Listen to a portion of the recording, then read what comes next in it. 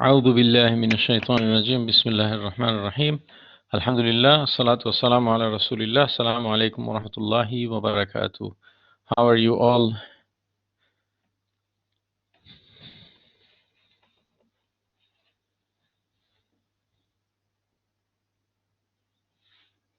Can you hear me?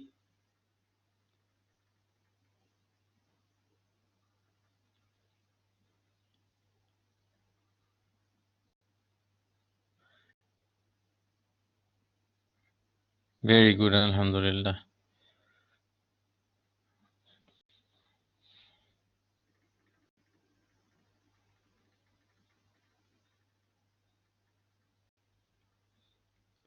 Okay, so let's start, inshallah.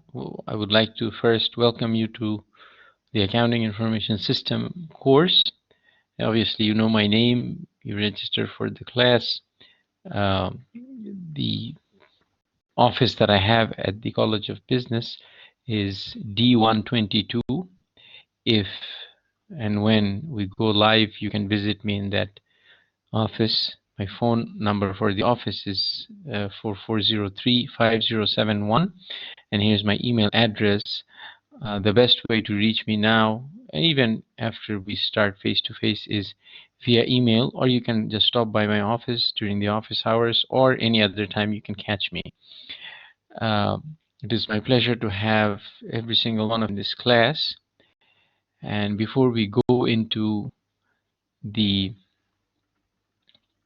discussion on the topics in the first chapter, I would like to discuss a few things with you regarding this course, as well as any course that you're taking.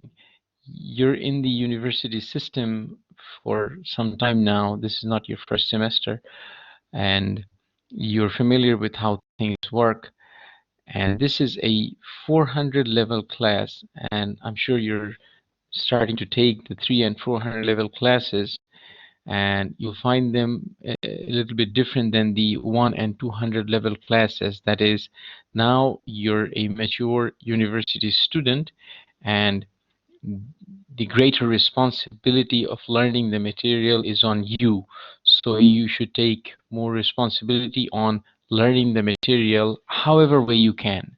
And the information, if you want to learn something, videos, books, articles, blogs, there is no end to the information, and the presentation is of different types, so you can find something that is easy for you to understand, not just in this course, but any course or any topic that you would like to learn. It is possible for you to learn within a week to get a very good idea of any particular topic if you wanted to. And if it's a smaller topic, you can do it in a few hours. So your success in this course is important to me. Your success as a student is important to me. And I'm going to share with you some tips on how you can do well in this class and in most classes as of that matter, because the habits are useful for any class you take. So number one, coming to class on time and staying throughout the class period. Now, I'm telling you, I'm telling this to a group of students who are on time, and you're most likely going to come on time and stay during the class. It's probably those who did not come, they need to hear this, and because the session is recorded, so those who did not come will get to hear what I'm saying. Now, I have started to record the session from the very beginning, and sometimes I tend to forget, so I need some volunteers from this class to remind me at the beginning of the class to record. So ask me at the beginning when I give salam and I start. I need 3 to 5 people who would keep an eye on this. So can I get some volunteers? Let me. Muhammad Al Sada is there. Ahmed Makki is there. Muhammad Al Isa. Okay, Ahmed Al-Makki, very good. Muhammad Abidin, very good. So all of you, very good, excellent. So remind me, uh, amongst you, at least one person should remember so that I don't miss doing that. This way, if you a session and so forth, you will get the full benefit of all that we discussed. Okay. Um, I recommend printing the slides and having them ready before the session. The slides for chapters 1 through 4, which are included in the midterm exam, and also there are two quizzes from these four chapters, one on chapters 1 and 2, and the second quiz is on chapters 3 and 4. And the dates of those quizzes and the agenda for the entire semester is in the syllabus, in the last page of the syllabus. And I'm going to discuss that, inshallah, after the add drop date next week, inshallah. I'm going to discuss the details of the expectations in this course and so forth next week, inshallah, once we have everybody who wants to join the class have joined the class. But in the meantime, if you wanted to look at the syllabus, you would get a clear plan. And I like to have a plan, and I like to share the plan from the very beginning so that there is no surprise. You can plan for it from the beginning. And rarely do I change the plan, but sometimes, just like last semester, what happened, we had to change a few things because of the extraordinary situation. But otherwise, I like to stick to the plan. So you have the plan, and you can count on the plan. Inshallah, we will stick to it as much as we can, and probably will stick to it fully, inshallah. So the slides for chapters 1 through 4 are posted, and the first quiz is going to be on chapters 1 and 2. The quizzes are there to motivate you to study in the middle of the semester, so that all on a sudden you don't find yourself in the 6th week with 4 or 5 chapters in the course and the midterm is knocking at the door. So study, and uh, we will have a quiz after every 2 chapters. Muhammad has a question. He says the slides will have recording like auditing too. No, the slides will not have recording. The sessions will be recorded, Muhammad, just like we are recording today. So we will go through some slides today, and we are going to record the lectures. So all these recordings will be available to you. Okay? Does that answer your question? Because we did not do the live sessions like we're going to do in this semester at the end of last semester. So we did the slides, number one. Number two, the reason was the Blackboard was not fully functional. If we have some problems with the Blackboard like we did this morning, then I'm going to record the slides for that particular day. Otherwise, the classes will be live and they will be recorded. Does that answer your question, Muhammad? Okay, so printing the slides and having them ready will help you in a couple of ways. Number one, research shows that if you study from a hard copy, it helps you in two different ways. Number one, it helps you comprehend better. You can have a better comprehension and understanding of what you're studying, and it helps you retain the information longer. So you can understand better and you can remember longer if you study from a hard copy. I know that printing is not environment friendly, and we should not print if we don't have any need, or if we just have a piece of paper that we're going to look at for a minute and then throw it away. Sure, we should not print, but these slides, you're going to make notes on them and you're going to use them during the class. You're going to study them for the quiz. You're going to study them for the midterm, and you're going to need them for the projects. So it is wise to have them printed and make notes with a pen or a pencil as you're looking at the screen and listening to the lecture, inshallah. Listening attentively and taking notes throughout the session. Now, many of us, we are listening to a lecture, or you're sitting in front of a screen, and we're living either in the past or in the future, and we are not in this moment. Try to be in the moment. Try to be mindful so that you can get the maximum benefit from being in the class. Some people will ask me, do we need the book? The answer to the question is yes, you do need the book. As a matter of fact, as accounting students or even non-accounting students, all your business courses, you should keep the book that you're studying, and you should make for yourself a library. So when you go to work, let's say 2, 3, 4 years from now, you are going to have a library of books that you studied during your bachelor's degree, and things will come up, let's say 5, 6 years from now, that you remember studying in the accounting information system course, but you quite do not remember exactly what it was. So you can quickly look at it, and you will quickly remember what the topic is about, or what the issue is. So keeping the books, the hard copy books, and reading them is absolutely necessary, even if you don't understand 100%. So if you're reading the book, let's say you're giving a read of the chapter that we're discussing, and you don't understand everything, you understand, let's say 70, 80%, that's fine. This is going to help you increase your understanding. And then when you come to the lecture and you take your notes and you study the notes and the book and listen to the lectures, it will they will complement each other, and you're going to have a better understanding.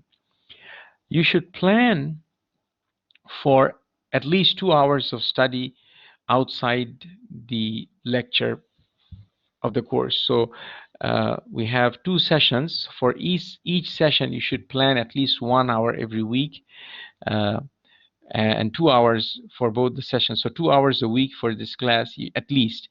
If you need more, some people are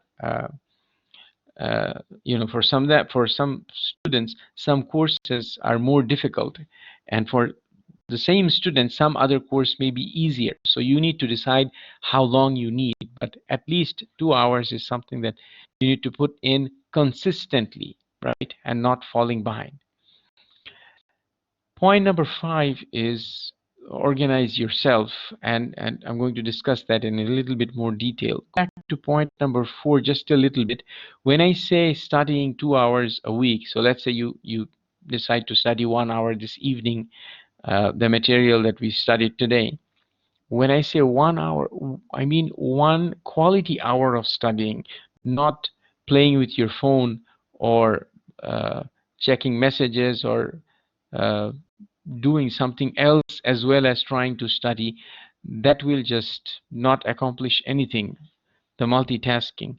So when you're studying, even if you're studying 30 minutes, 40 minutes, focus and study and learn something. And if your attention diverts, just go away and do something else and come back and then focus again, so that you use uh, your time in the most beneficial way. You're studying, you're having fun, you're having fun, but you cannot do both at the same time.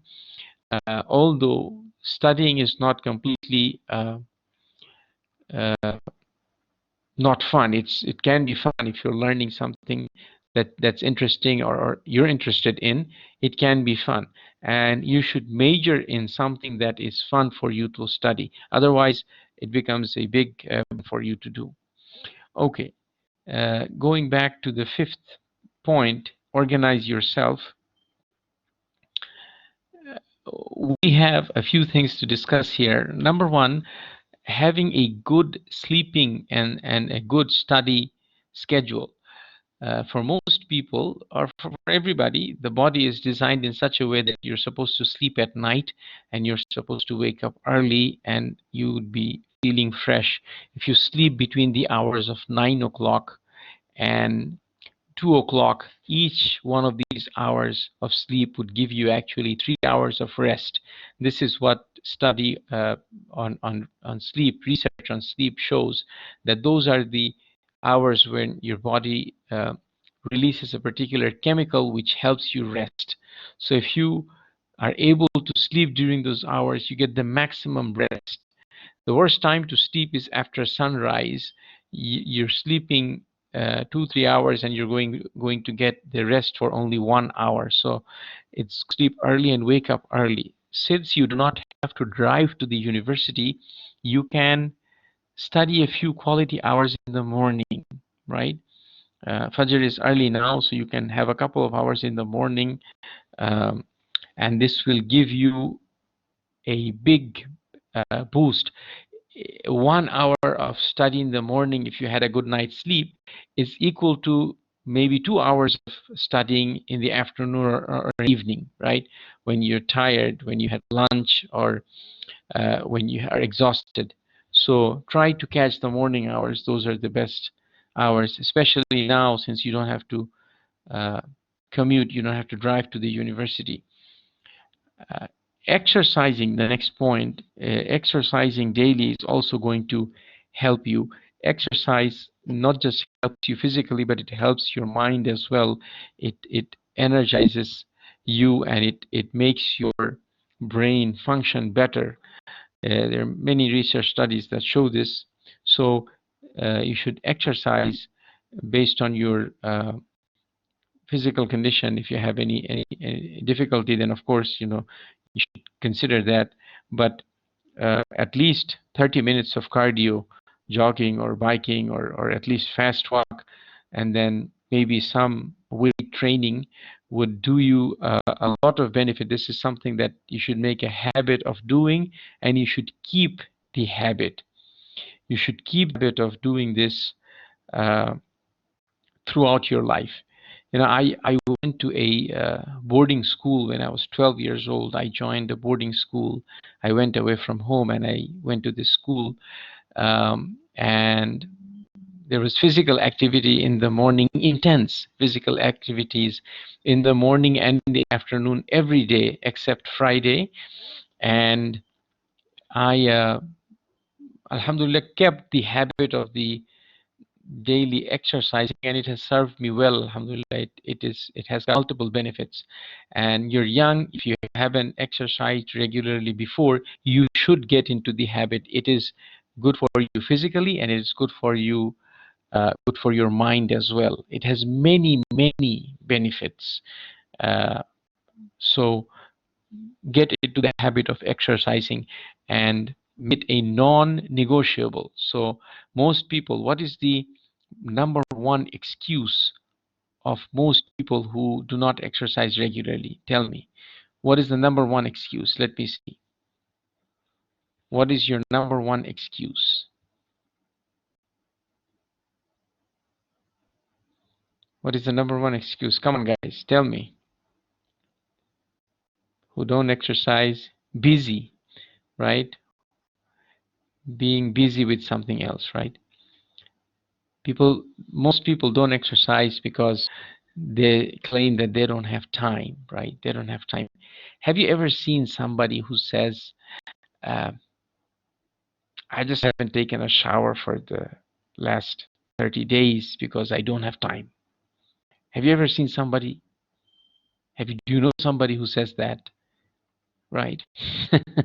So make it something that is part of your schedule, something that you would not give up, right? Something that you would do, even if it is 20 minutes. If it is 20 minutes of fast walking and breaking a sweat, walking outside in the evening or in the morning or on a treadmill or biking or something, 20 minutes at least, that will, you know, flow your blood, pump your heart a little bit faster, and make you sweat a little bit, right? So inshallah, try to make it a habit. It will do you a lot of good. The next point is time, wasting time. Your time is very precious. You should utilize your spare time that you have in between classes. So now, at the university, most students, what they do, have two classes and there is an hour in between the two classes, so they usually spend that in the cafeteria or just sitting and doing nothing, or chatting with friends. Now, having a social time with your friends is absolutely important. That is also important for your mental health, and it is necessary part of the university experience. But if you have, let's say, three or two or three breaks, and you spend all of those hours, 3 hours a day, just socializing and not doing anything useful with it, then that is not good. So you should utilize the time, the spare time in between classes, and make use of it, at least some of that time. And then you can, if you're driving, you cannot watch a video, but you can listen to something productive, something that will help you. So let's say we discuss internal controls, and it was not 100% clear to you what internal controls are for. So what you can do is you can listen to a video, not watch it, of course. If you're driving, you can listen to the video that discusses internal control, and you can find many videos about the same topic. Maybe you can understand the speaker better than the professor who's teaching you. It's possible. Not everybody understands everybody equally. So whatever the case is, you can find someone who you can understand, and you can find some material that you can use to understand the topic better. So make it a habit of finding uh, lectures or videos and so forth about things that you don't understand, and try to enhance your understanding. This will help you, and you can do that even when you're not 100% energized. You can be a little bit tired, and you can be sitting, or you can be laying down and listening to something that will enhance your understanding. So use the time. Okay. Um, During the class, uh, put your mobile phones away from where you can reach them. I make it a habit of doing this. It has served me well, and it will serve you well as well, inshallah. Because if your phone is not within your reach, if you have to get up and get that phone, so I have in my office, I put the phone in the bookshelf, and I have to walk to the shelf from my desk to get the phone, and I have turned off all sounds except the phone will ring if somebody calls me. Otherwise, all the dings and the toots and all those sounds that comes from different applications, I have completely gotten rid of them, so that the phone does not make any sound. I go to the phone whenever I have free time, and I am not interrupted because of the messages people are sending. Because if your phone makes a sound, it's very difficult not for you to not go there and look at what's the sound for, what is the sound about. uh, Keep it away from you so that you don't accidentally touch it. If it is away from you, it will be you will not touch it when you don't need to. And obviously, if the phone is away, you cannot text or email using it. uh, the third point is usually when you're in the class, but here also online, you don't have private chats and so forth. Focus, be in the moment, be in the class with 100% of your mind, so that you can get the maximum benefit from being here. Number four, I already discussed having the slides printed and so forth. And number five, uh, not having any other device or application open in your laptop other than what you're doing. So you have the lecture in Blackboard, everything else you should shut down. The email, anything else that gives you a message should be shut down, so that you can get 100% benefit from being in the class. I try to put in a lot of effort in planning the lessons as well as delivering the lectures, so that you can get the maximum benefit from being here, right? So that uh, you can study just a little bit outside the class and be able to do well. But if you're not listening, you're doing something else and you're thinking, I will replay the lecture and so forth, listen to it again, then the time that you're spending here is neither beneficial for you for the lecture, nor is it beneficial for you in the other activity that you're trying to do. So be in the moment, do one thing at a time. Okay, so with that introduction, I'm going to jump into chapter 1, and we're going to discuss a little bit from chapter 1, and we'll end a little bit early, inshallah. But before I do that, are there any questions about what we discussed so far? Any questions? Any concerns? You understand? All clear, Muhammad says.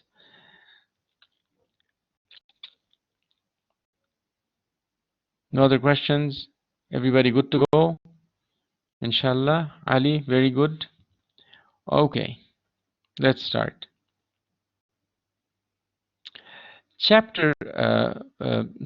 Accounting Information System is a 400 level class, and you're responsible. I discussed this a little bit, and just to emphasize this point, you can find information about any topic that we discuss, not only in the book and the slides and notes, but you can find a load of information online, and you can find lots of beneficial videos, and I cannot emphasize enough that you should make use of them not only in this class but in any and all of your classes so that you can learn the material. Okay? Okay. So we'll begin chapter 1, inshallah. The syllabus, the last page of your syllabus, has the agenda. It details exactly what we're going to do in each day, each session, and we'll stick to that, inshallah. And I'm going to discuss that, inshallah, again next week in detail. So we'll do part of chapter 1 today. There are 8 topics in chapter 1, and we'll start with the first 3 today, and then I'm going to give you a question to see whether you understand part of this information or not. So the first item includes 3 topics: data, information, and system. So let's talk about them. Data is a small piece of information. It is not complete, but it's useful if you have the rest of the information. For example, if you know that the classes are going to start in August, and they're going to start on the 16th, and they're going to start on a Sunday, then if you're told it's at 3:30 and you did not know that before, then you can use that piece of data. You can use that data to come to the session. But if you're told it's at 3:30 and you don't know what date, then you cannot come to the session. So data is a small piece of information. It's not complete. So the class is at 3:30. It's data. The class is on 16th of August. That's also data. By themselves, each one of these pieces of data is not useful. But if you have the rest of the data, knowing that it's at 3:30 is going to be helpful for you. So data is incomplete, but it is useful if you have the rest of the information. So now let me ask you, when you're coming to a live class, when you're coming to a face-to-face class, what is the last piece of data that you look at? When you're coming to class, what is the last piece of data you need to come to class? Room number. Very good, Muhammad. Room number. So because you know the date, you know you're in the College of Business, the building of College of Business, you're in the on the right day, you just at the right time, you just need to know the room number. So room number is helpful because you know the rest of the data, right? So by itself, if you only know the room number, then you can go to the class because you don't know the time, the day, the date. You need the rest, and then this last piece of data will help you. So data is a small piece of information, but it's not complete. But it can be useful if you have the rest of the data. Clear? The next idea is information. Information is, Ali, information is a complete set of data. So if you have the entire set of data, we call that information. Information includes all the data and it is complete. So if you have a complete set of data, you have all the pieces of data, we call that information. You have the information that is complete and you can use it. Now, information has more qualities, 7 qualities that we're going to discuss. If you're missing one of those 7 qualities, then the information is not useful. And we're going to discuss it in, let's say, 5 or 10 minutes, inshallah. So data is a small piece of information, and information is a complete set of data. Information is complete. You can use it if it fulfills all the qualities. But data is incomplete. You can use it if you know the rest of the information. Does that answer your question, Ali?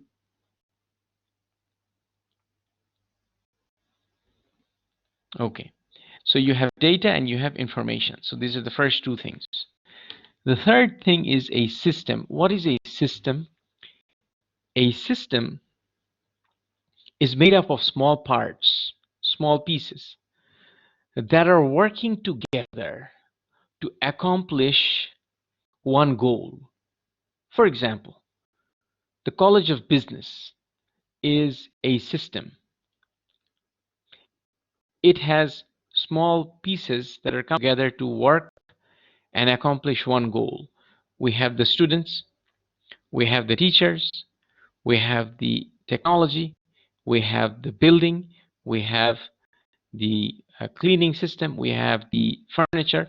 We have all of these things coming together, put together, and we are trying to accomplish one goal, and the goal is your learning. So we want to facilitate your learning. We want to ensure that you can learn the material for each course. That's the goal. And we have the exams to test that you have learned properly or not. So this entire thing working together, these small pieces working together, is called a system. Okay? The system can have smaller systems inside it, and those smaller systems are called subsystems, right? SUB systems, subsystems. So can you give me an example of a subsystem inside the College of Business?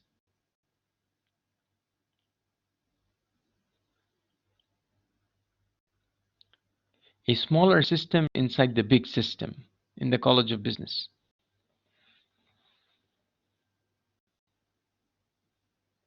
Management department, very good. Marketing and management department, excellent. So any one of the departments, management, finance, economics, accounting, these are smaller systems inside the big systems. Majors are, Muhammad says majors, the accounting major, that's a component that's not necessarily a system. A system needs to have small parts working together to accomplish a goal. So let's say the Department of Marketing and Management is working to accomplish the major of the management and marketing students, right? So the smaller system has also parts working together, right?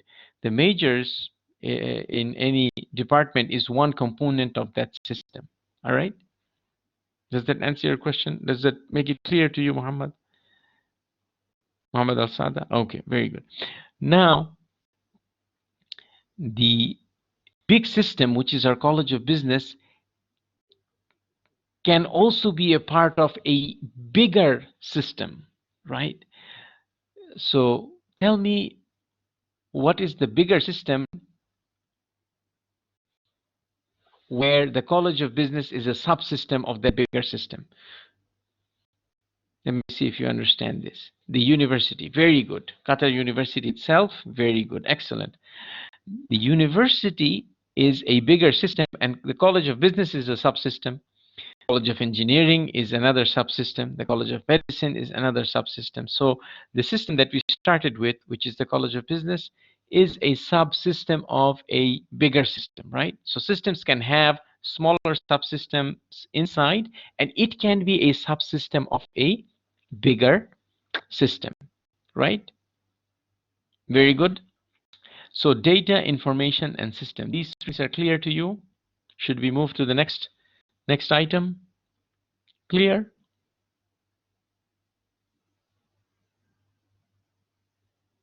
Okay, inshallah. Very good. You can ask me questions anytime. You don't have to wait for me to ask you whether you understand or not. Any questions you can type anytime, and I have to address every question, inshallah. The next topic is the next two things that we're going to discuss uh, is the value of information and the quality of information. We have a question, and that is technology considered a component of the system? Yes, the technology that we have in the College of Business is a component. However, the ITS department in the university, right? The ITS building, let's say, where they have all the technology and servers and so forth. What do you think about that? What is that in comparison to the university? Is that a component or is that a system? What would you say? That's a subsystem, right? Very good. Very good. That's a subsystem. Our technology, the computers that we have and things like that, it is maintained by the subsystem of the university, which is the ITS. So for us, it's a component that is coming together. It is not a system by itself in comparison to the College of Business.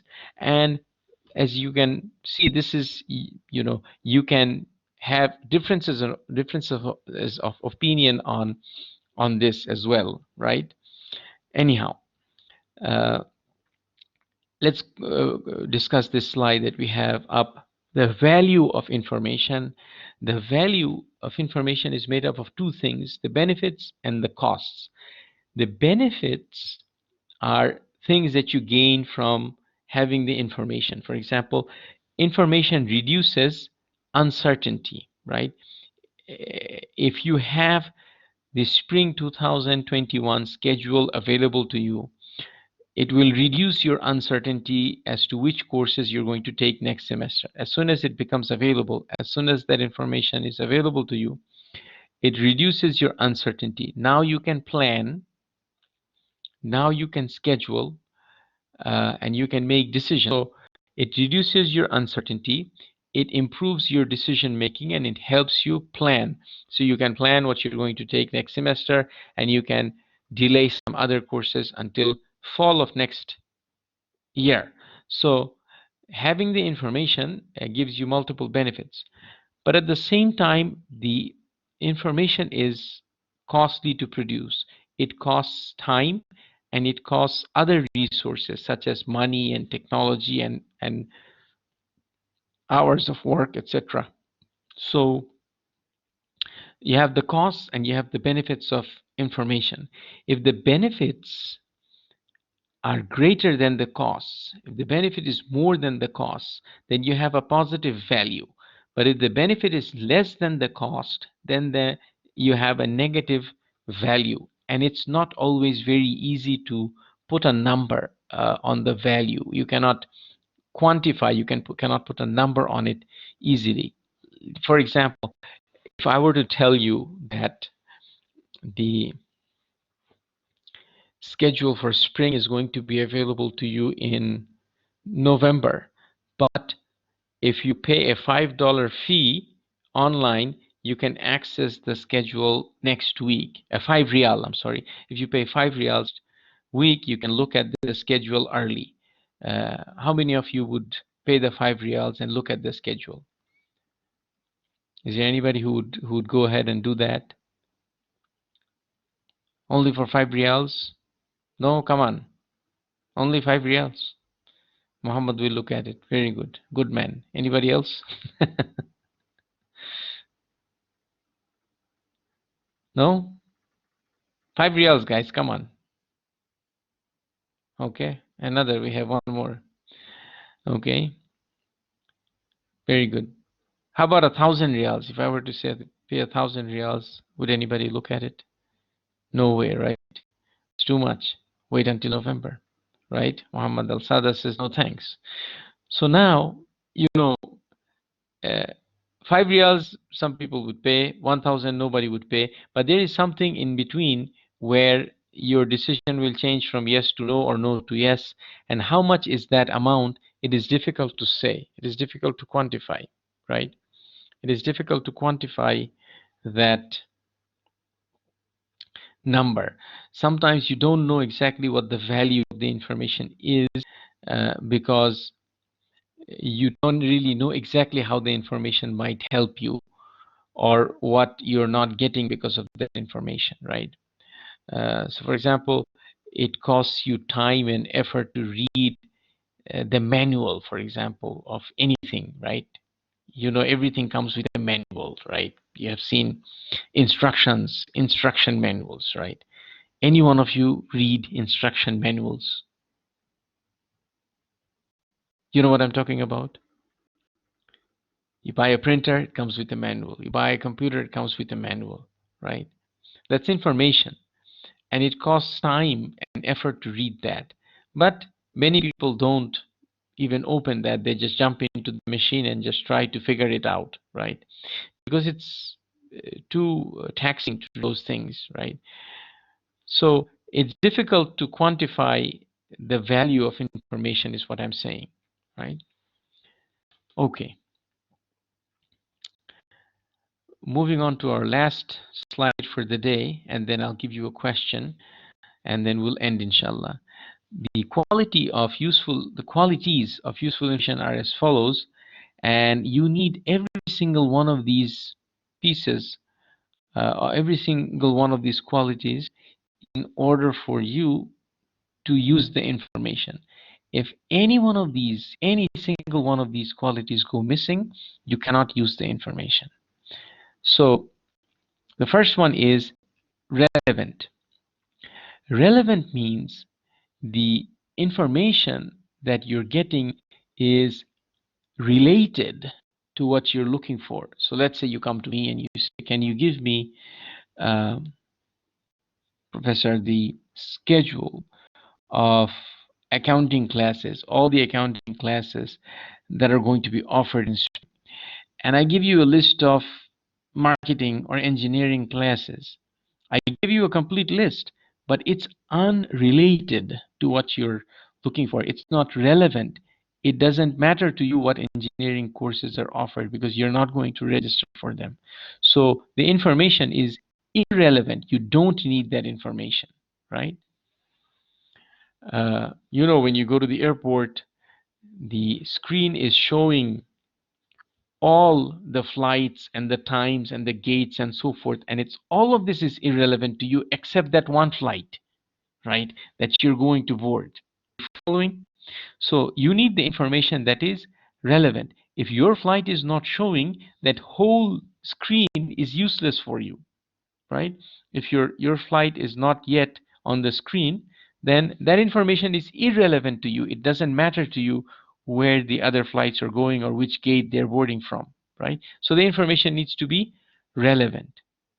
Number two, the information must be reliable. It must be free of error. So the information that you're getting should have no errors. If I give you a list of classes and half of them are at the wrong date or the wrong professor and so forth, that means you cannot make a decision with that information because it's full of errors. Number three, the information must be complete.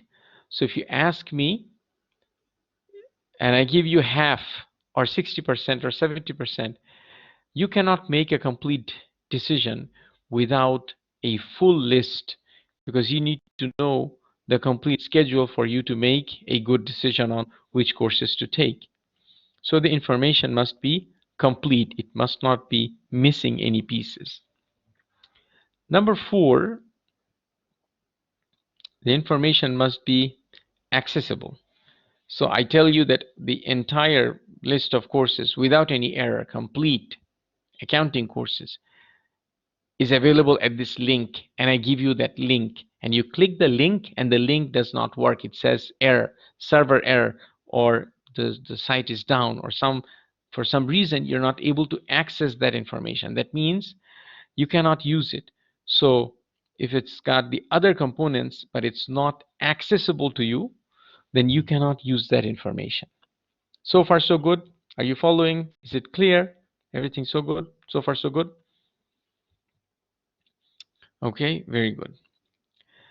Number 5, the information must be timely. If I say that I'll give you the schedule in March of 2021, that's too late. The classes would have already begun and maybe the midterm is approaching. You cannot register for the class anymore. So it's late. It may be full, complete information, accessible, reliable, relevant, everything else is good, but it's late. So you cannot use that information anymore. It's useless to you. Number 6, it must be understandable. It must be in a language that you can understand. So let's say give it to you in a language, let's say Chinese or some other language that you don't understand. Uh, then it can have all the other qualities, but because you don't understand the language, or it may be that you do understand the language, but the presentation is such that it's not clear to you how this thing is organized. So again, if you don't understand, you cannot use the information, right?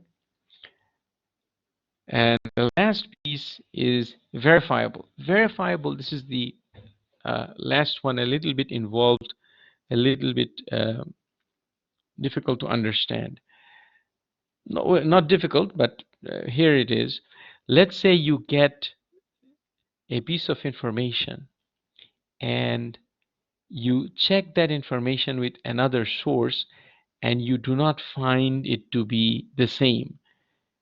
In that case, you don't know which source has the accurate information. Let's say, as an example, you ask me, are you teaching 2 next semester? And I say, yes, I am.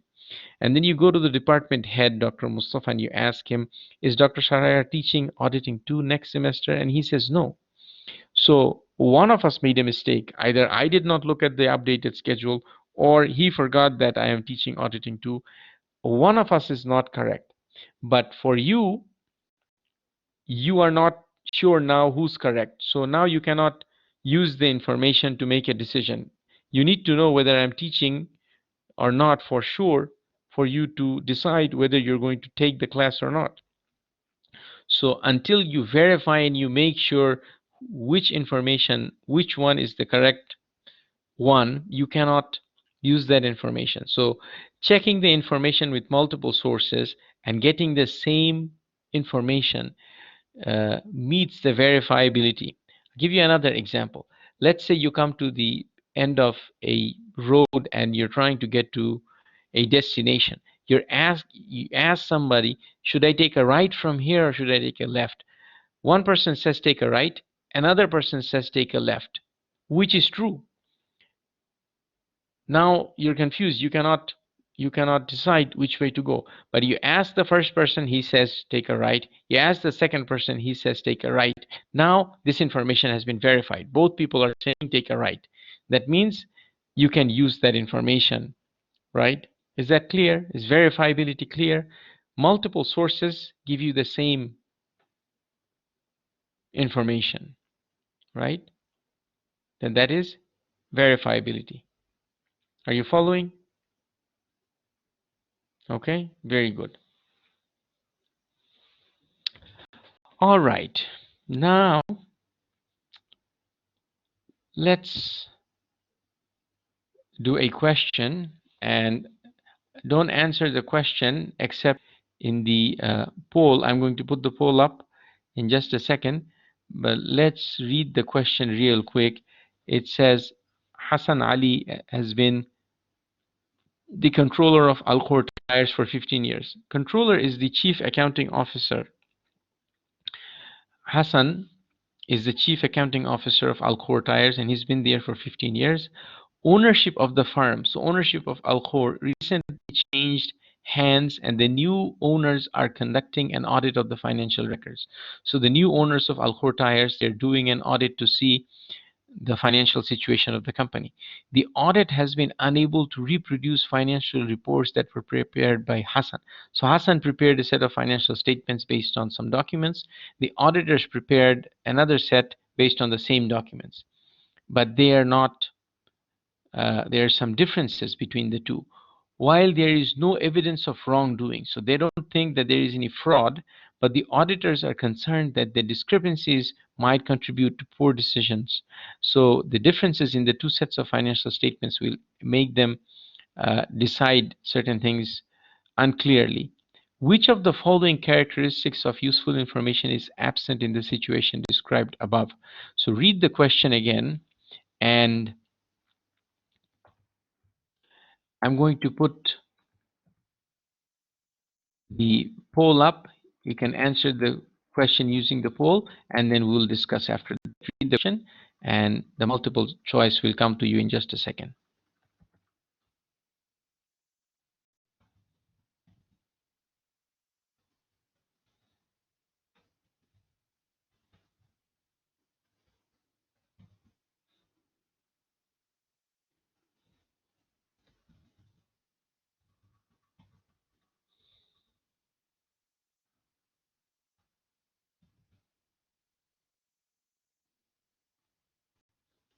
Okay.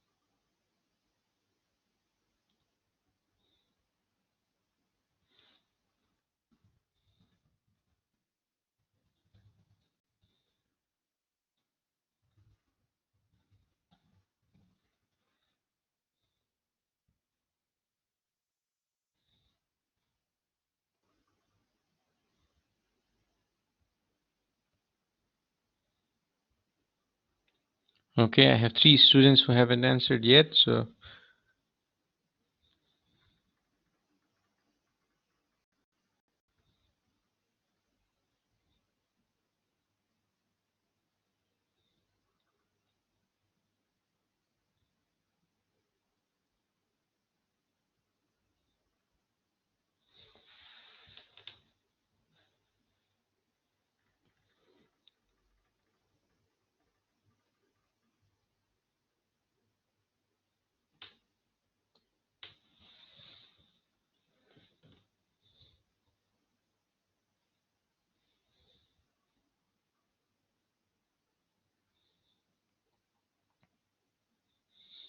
you need a couple of more minutes. I have 3 students who haven't answered yet.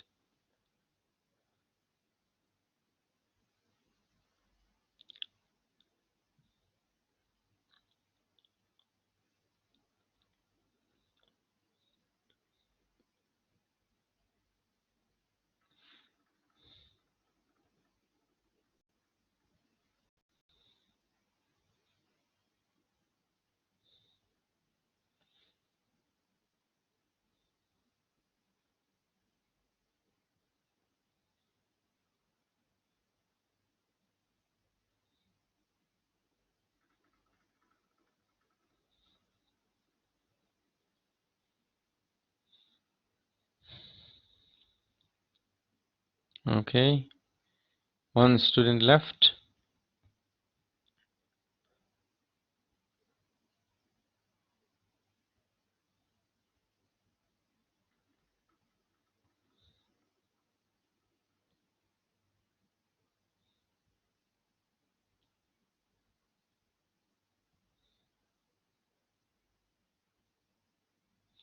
Okay, so here is the response.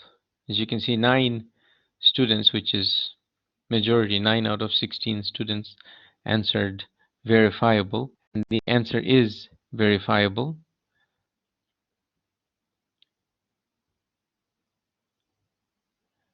For those who did not answer verifiable, we have 2 sources of the financial statements. The first one is prepared by whom? The first set of financial statements is prepared by whom? Hassan, right? Very good. And the second set of financial statements is prepared by whom? The auditors. Very good. So now there is a difference between the two, right? So we have the difference from 2 different sources. This is the problem now. So that makes it not verifiable. Either Hassan made mistakes, or the auditors made mistakes, or both of them made some mistakes. But if the two matched, if the two were the same, there were no differences between the two income and losses and assets and so forth, that means we would have had a set of verified financial statements, right? In that case, it would have had that quality, right? The other quality are the qualities are there. It's relevant, right? We need this. It's reliable, right? We do not know whether Hassan made an error or not. It's understandable and it's accessible. But verifiable is the piece of information, piece of quality that is missing, right? Okay. So we'll stop here, inshallah. And if you have any questions, you can ask me. We have a few minutes. If not, we will resume again next Tuesday, 2 days from now, inshallah, day after tomorrow at 3:30. It is my pleasure to have every single one of you in this class, inshallah, and I look forward to a good semester, inshallah. No questions? Okay. Doctor, if they had mentioned evidence of wrongdoing, will it be reliability issue? No. Reliability is the certainty of the error. So if there was any wrongdoing, so for example, any fraud or anything like that, right? That does not necessarily mean that it's reflected in the accuracy of the financial statement, right? It is possible, but it's not a certainty. So that is a possibility. But here, clearly that possibility is not mentioned, right? Does that make sense to you? Okay, very good. Good questions. Very good question. Any other questions?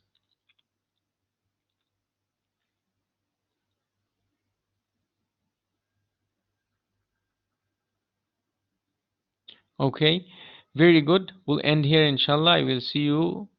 Okay, Omar says it's not related to the topic, but doctor, I couldn't join from the laptop as it was closed like the picture I sent you in the email, but it opened from the phone.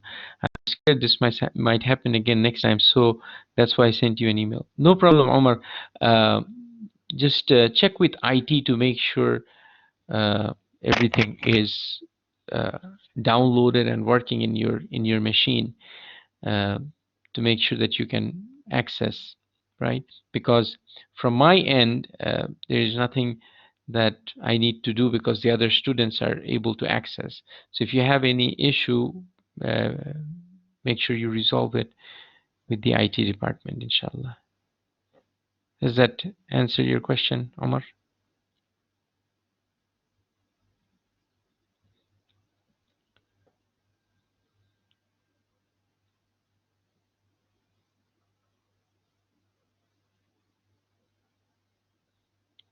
No, the course is not locked. The course room is locked, but that means you cannot come into the room anytime you like. You can only do the sessions during that session time, right? So the course room is locked, but the course is not locked. If you go to Blackboard, that's what it will say. But you can still join the sessions. If I unlock the room, then anybody can come in anytime and have a meeting in there, any one of you, right? So that is locked. Does that make sense?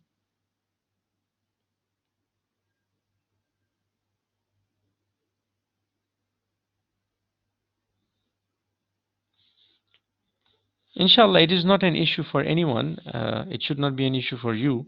But if there is something that is uh, in the setting of your Blackboard and so forth, make sure you work that out. Okay? Great. Anything else? Anyone else? Okay. Okay, all of you are most welcome. Inshallah, I will see you. Um, we have another question. Atif says, when it says auditor's financial report, it refers to the internal auditor, right? No, it does not refer to the internal auditor. The new owners have employed an auditor to verify the information, right? So this is not the internal auditors that work for Al Khor. This is an outside auditor that do not belong to Al Khor, because the new owners, right, are conducting an audit. This is not their internal auditors.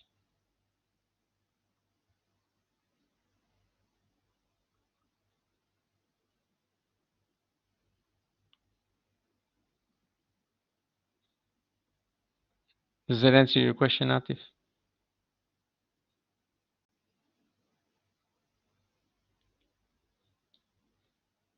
Okay, very good. Anyone else?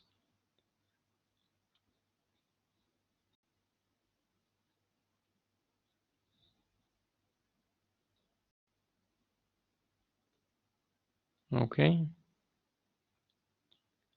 very good. I will see you Tuesday, inshallah. Assalamu alaikum wa rahmatullahi wa barakatuh.